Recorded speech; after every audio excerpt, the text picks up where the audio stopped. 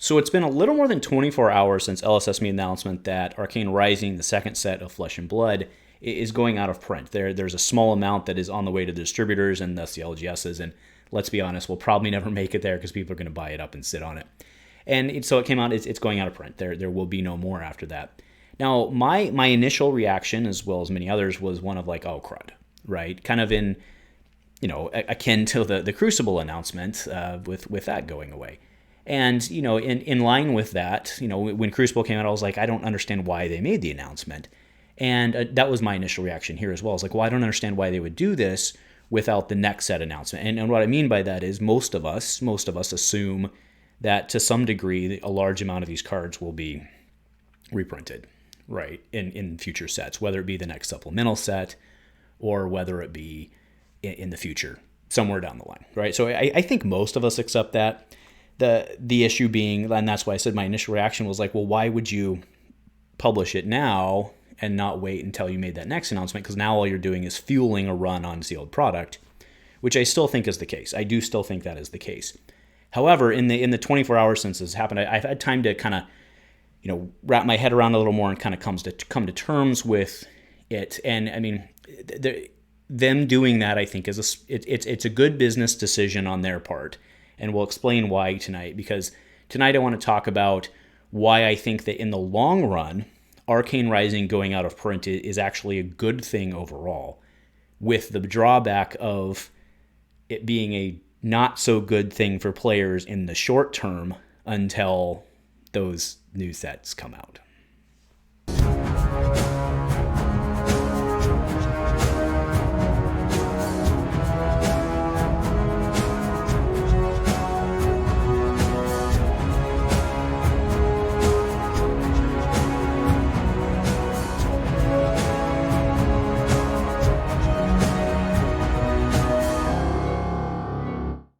A huge shout out to our channel members for supporting what we do here. If you want to get involved with the channel and the Dice Commando community, please consider joining as a channel member. Remember, these videos are only possible with your support. You can show that support with a like, a subscribe, and by leaving us a comment and sharing your feedback. Community first, and go Commando. Hey there, Flesh and Blood folks. Welcome back to Dice Commando and Go Again, a fabulous cast. Thanks for tuning in. So tonight, no script, nothing like that. This is one of our beer chats. I do have some points I wrote down because I want to make sure to hit, but by and large, I just kind of wanted to just chat about it tonight and talk feelings and get your feedback and tune in below. Now, look, there's no secret that when something like this comes out from a player standpoint, it's a feel bad. You're like, oh my goodness, the cards are going away. So, and I think that's a perfectly reasonable stance, right? Let's be very clear, and to be also very clear. On top of that, from an entry player standpoint, which actually you do get a fair amount of new players coming into the game to a certain degree over the holidays. Now, yes, there are less events, but other people get cards. So that is a concern on the timing of this.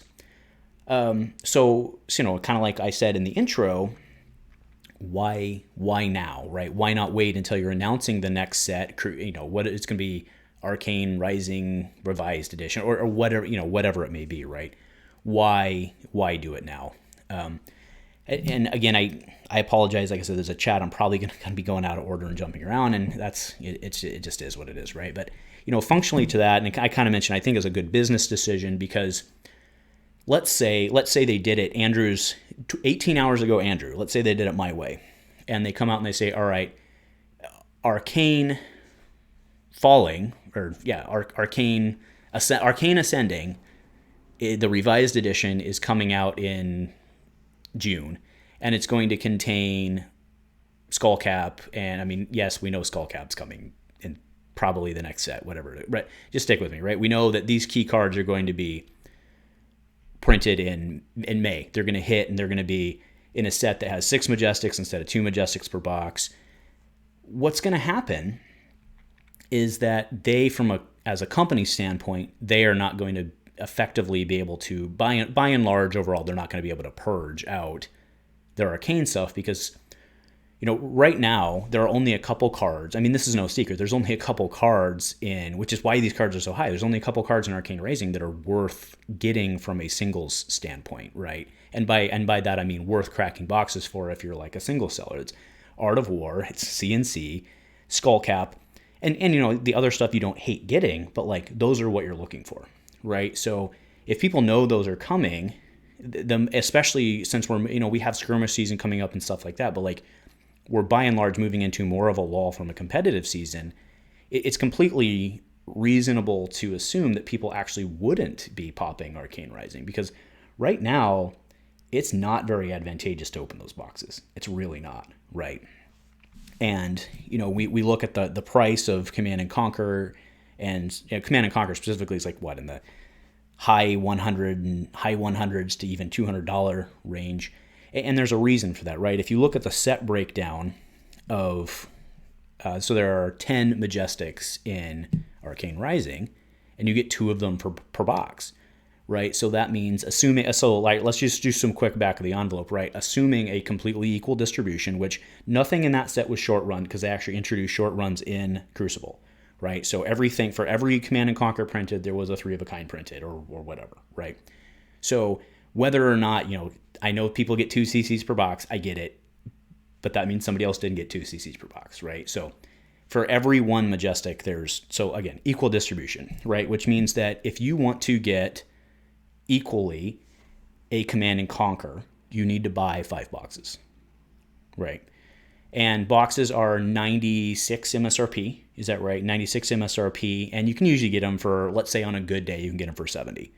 Right? So that means if you are going for Command and Conquer alone, it's going to cost you $350. Wait, is that right? Yeah, $350, right? 5 boxes at 70 a pop. And again, that's on the upside. Now, you do you'll get at least statistically, you'll get at least a legendary in that. So that $100 off of it, right? So now you're at $250. You have maybe some other stuff to sell. So, it's perfectly reasonable in that case to calculate why CNC is in that range. And then, of course, everybody needs, not everybody, but competitive players need 3 of them, which means that, think about that, right? For a player who needs 3 Command and Conquers with the current way that Arcane Rising is, that means that 15 boxes need to be cracked, right? With the current rarity system of 2 M's and 4 S's, right? Now you move to the forward sets where they just have 4 M's, 4 Majestics. And that's why I'm saying I think it's a good thing overall, because you're going to move to even when Command and Conquer is printed in the next set, let's assume demand is still just as high because all these new players have come in, you're going to move to a more frequent popping. And whether it's 6, Majestics felt more common, bad choice words, they felt more frequent than 6 per box in Tails, but I think that's also because, it used to be you'd get a foil super, and if you got a foil M in Arcane or Welcome to Wrathe, you'd be like, woohoo, right? I just, doubled my, or 1.5 my return or whatever, right? So yeah, now I think that's probably why, is like you get the extra foil. So maybe that's it, but either way, you guys see what I'm saying, right? You're going to dramatically increase a set coming out with only M's, Command and Conquer being one of them, will dramatically increase the number of Command and Conquers out there, right? At that rate. It's just easy math, right? So that's why I'm saying is, because the motivation right now it's a long way to get here, but because the motivation to open Arcane Rising is low from a single seller standpoint, because you basically have to hit hard, people would just not open it. That would be the risk. That would be the risk of people not opening. Now, the flip side of that is by them saying it's going to go OP, no more boxes, very few boxes are going to be cracked, because A, the chance of you getting what you want is very, very low, and B, people are just going to speculate on it being sealed. So that sucks in the short term, right? So I do think this is good in the long term. That's the theme tonight. This is good in the long term, but it's going to be really bad in the short term until they can actually get these cards out. And that's why, fundamentally, like I said, my first reaction was, man, I really would have liked to see this alongside the announcement.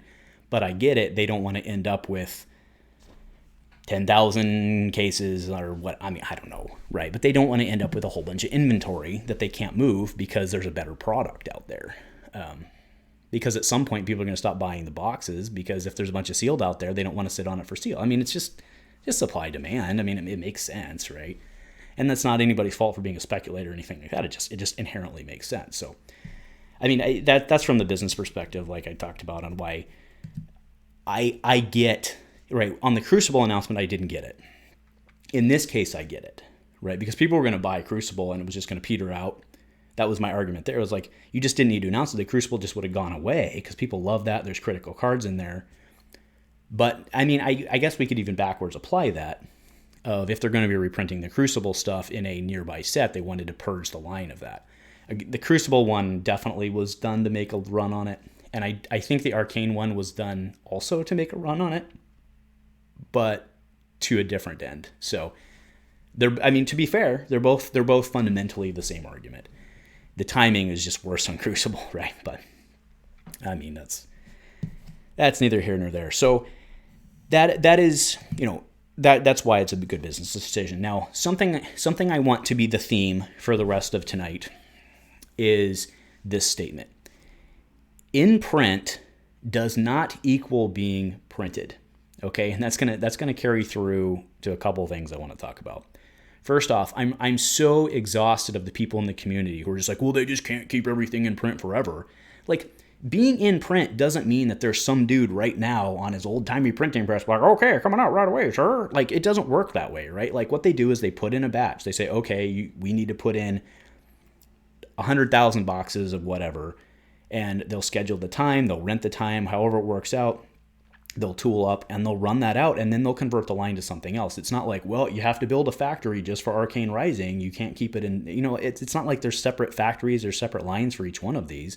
They're going to retool their printing presses and do it and pump it out. So, the concept of, that's why I do understand why a lot of people get frustrated with the announcement that it's going out of print, because to a certain degree, there's really no reason to announce that it's going out, because you just don't print it anymore. It's not like you have to like shut the line down and mothball the factory, right? Mothball is a term, by the way, that means put the factory to sleep, basically, right? Like, let it kind of just do its thing. You don't have to do that,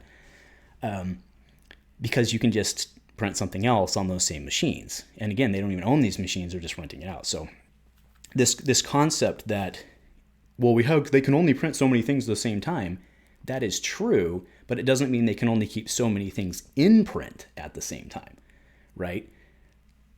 And that was my argument back on Crucible as well. Now, in this case, it does make sense in this case, I think. And it will be a good thing, because like the product availability of this stuff going forward is going to be great. Now, maybe, because I don't know. I mean, I'll show the announcement. I mean, we've already shown the announcement a couple times by this point, but Skullcap, it's very clear. Like they put that out, like Skullcap is coming out in the future. Like there's no question about it. Probably be a non-foil version, whatever. But will they do that with the other legendaries? Right, so like the ones I'm concerned about specifically are Teklo Heart and Arknight. Grasp of the Arknight. Those are the ones I'm specifically, like Skullcap, no one cares. Crosswrap, everyone cares about Crosswrap. Damn it! Everyone cares about Skullcap, not about Crosswrap, especially after New Horizon. And like Teklo Heart, actually surprisingly, somebody on my Dean was pointing out on the Discord today, it actually hasn't moved, which is interesting. But if do they reprint the legendaries again? The class specific, I don't know, right? So that could be a long-term negative in the, if there's another Mechanologist that comes out, you would think that the Teklo Foundry Heart would go up even just on early speculation. I don't know. I'm pretty sure that would happen, right? So that is something, I would assume not all of the cards will be reprinted. I do assume we'll see another Tunic at some point. Right now, granted, Welcome Wraith is not out of print yet, and could be. But if they want to kill WTR and move to like a WTR revised where you get 6 Majestics per box, I'm fine with that. Like I am, as long as those heroes are still viable, or not as long as those heroes are still easily obtainable. That's the better word. Right, I think that's the way to go with it. So, yeah. So we'll see. We'll see on those legendaries. I do think that will be impactful if they don't reprint those. But like I said, overall, having a set where the super Majestic, I mean, we did the math earlier, right? Like Majestics in the first two sets were hard to get, right? I mean, there were, what did I say? There were 10 Majestics, right? So if I want to get a play set of Glint the Quicksilver, statistically, I need to get 15 boxes. Now, granted, I get other stuff in that, so it's not as bad for that. But on a Command and Conquer where nobody wants to trade it, it is, right? So moving to this 6XM thing will be a good thing in the long run, but I think I've hit it like 4 or 5 times, right? People who come in and like, this is really bad for new players, and that's, it's like really, really bad for new players. Especially coming off of the Nationals where a lot of people are like, man, this is, the national season, everyone's like, man, look at the competitiveness of this. Maybe I'm going to leave Magic or all these other games and go to this. And they come in and they're like, what? A staple card is $200? Like, nah, right? So, I mean, you can see that. And even at the, let's say in 3 months, nobody can get a Tekla Foundry Heart. Now it's $300. And you look at it and you're like, man, I want to play Dash Boost, but I guess I don't want to play Dash Boost. I guess I'll go play somebody else. So they do need to have, there needs to be something in that consideration, right? So like I said, I definitely get it. I mean, and to be clear, my first reaction here, like I am not like sucking at the LSST here. That's not what's happening. But I understand, I understand the why on this one in terms of the timing, and I understand the overall business decision because I think it's actually going to work out for us players in the long run. I think in the short term, it's going to suck donkey balls. Like, but we will see. All right, next thing on the theme for the rest of the night, which is in print does not mean being printed. So, I saw somebody the other day like, well, that means that they only have several, it was only X sets being printed right now, which is WTR, Mon, and ELE. And I challenged it because I was like, I betcha that Mon is not actively being printed right now, right? They have a whole bunch of Monarch Unlimited that's out there and available. And if you want it, you just get it. You like get on your phone, get on your old timey phone, right, to bring the theme back. Hey, right? Yeah, we'll get right over. So I don't know that Monarch. Again, I'm not saying they're going to discontinue Monarch or out. I'm not going to say they're going to out of print Monarch, right? But like, there's nobody right now printing Monarch cards. Like, there's not a dude right now like cranking out Monarch cards. Like, they printed a whole shit ton of Monarchs, a bunch of it sitting in various places. James White got a couple boxes under his desk for when it goes out of print, and he sells it for more, right? And by a couple boxes, I mean probably more than a couple boxes, but you guys see what I'm saying, right? I mean, they're all. I mean, welcome to Wrath, like welcome to Wraith, like they might not be actively, again, being in print and being able to go back and print it when they want to doesn't mean that it's actively being printed, and I think that's very important. I mean, depending on how much, like, they're probably done with Tales Unlimited coming, like, any day now, right? Like, they're probably done printing Tales, especially with the huge wave of first edition, right? I mean, it's conceivable that there may never be another box of Tales printed ever again. It's just that no one will care for a year, right? So I think we really need to consider that, or not consider, but I think we just really need to keep that in the back of our mind that, there's so much of the crud on people. People like, oh, well, I got my Arcane. I told you guys it was going to, and it's like, well, great. But like, Monarch could very well be out of print right now, but just not put in the pasture. And that's another argument back to the player side, which is, why announce that it's going, that was my argument for Crucible. It's like, why even announce it? The Arcane thing actually makes more sense to me because, like, if they announce they're reprinting the only cards that are worth anything from Arcane Rising, it is effectively dead.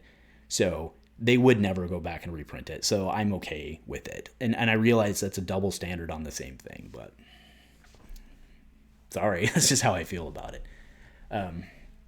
But the player impact of this is not irrelevant. Because, 50% of those heroes are pretty good, in Arcane Rising. I mean, Dash is... I mean, I was playing games with Mike my good buddy Mike, I was playing games with him last night, and he's a Bravo guy. He's getting back into it. And he's like, yeah, I think I'd like to check out Dash. And I was like, well, let me tell you a secret of what came out today. And I mean, luckily, Technical Foundry hasn't moved that much, but how do you right now legitimately tell your friend who wants to pick up the game to go pick up Dash? I don't think you can in good conscience, right? And that's kind of what I'm speaking to. And like, I don't care if you're go ahead and just dislike the video. I don't care, right? If you're a speculator and you love it, great. But like, you can't tell me in good conscience that you would go to your friend and tell them to pick up Dash tomorrow, right? Because you don't know what's going to happen to those card prices. You can't tell me tomorrow that you would go and tell your friend to pick up. Well, I mean, I wouldn't necessarily tell my friend to pick up Wizard or Azalea anyway. But I mean, Viserai has like a lot of pretty, like Viserai, I think, after the other Runeblades are in their legendary living legend status, like Viserai is going to be the one left. And I think he's getting pretty good. And like, he's got some pretty important tools in Arcane Rising. And like, Bloodchief Skeleton has already gone up. If Grass of the Arknight does not get reprinted, which is really in demand right now anyway because of Briar, like, are you really going to tell me in good conscience that like Viserai can't go get his tools? So you know what I'm saying? And like, probably they're going to be reprinted. Probably they are. But until that happens, and let's be honest, they're not going to, I mean, I feel that a lot of it's going to get reprinted. Like, I think we're all in agreement on that. Most of us in agreement on that. But like, the question is when, right? Like, they're not going to just release this supplemental set that's coming out is not going to be a 1,400 card set with everything that we want in it, right? Because it said it's going to support all classes. We know it's going to support light. We know it's going to support light dark. We know it's going to support elements. So that's going to use up a chunk of cards. And like, you just don't have the room to backfill every staple card, right? So it's just not going to happen in the supplemental set. And the supplemental set excitement is going to be around, to some degree, the new stuff, right? They're going to have they'll have a new F in there. And like, no one wants I don't think anybody out there is claiming a Fable should have reprinted. I don't think anybody's saying that, but like, some of the legendaries need to be. They already agreed that needed to happen with Tunic. So, I don't know. We'll see. But, I mean, even to a certain... Anyway, back to my thought there. Like, I don't think you could legitimately tell your friend to pick up Viserai right now. I mean, that's maybe not fair, actually, because, like, Runeblade's pretty damn good right now, and there's 3 of them. So, like, you could just tell your friend to pick up Runeblade. So that's fair.